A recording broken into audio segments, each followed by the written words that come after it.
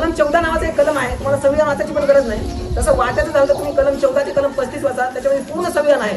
त्याच्यामध्ये नागरिकाला एवढा अधिकार दिलेला आहे ज्या पंतप्रधानाला अधिकार नाही. म्हणून तर धर्मेंद्र प्रधान इस्तीफा द्यायला आम्ही मजबूर पाडलो होतो. विषय कोण आहे? विषय आहे कलम 14 म्हणलं की कायद्याचे समान संरक्षण आणि कायद्यापुढे समानता.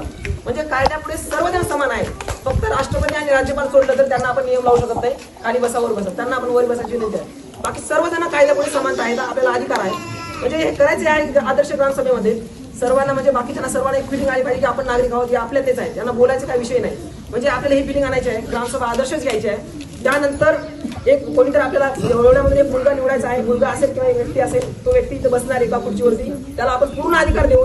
जसं संविधान सभेमध्ये होतं, जसं आपल्या विधानसभेमध्ये होतं, अगदी त्याप्रमाणे आपण हे करूया, एक सभापती नेमूया.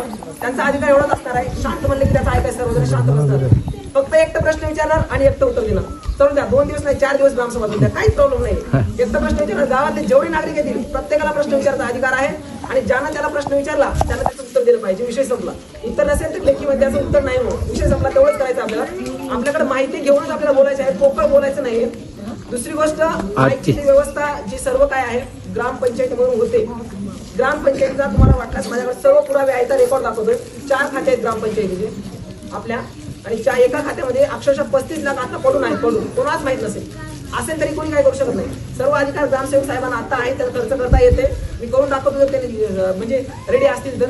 सरपंचाला तसं जास्त अधिकार असतात, सरपंच नाही म्हणे, काही विषय नाही, त्याचं टेन्शन घेऊ नका तुम्ही. आजची ग्रामसभा कसं काय कॅन्सल झाली? हा सांगतो.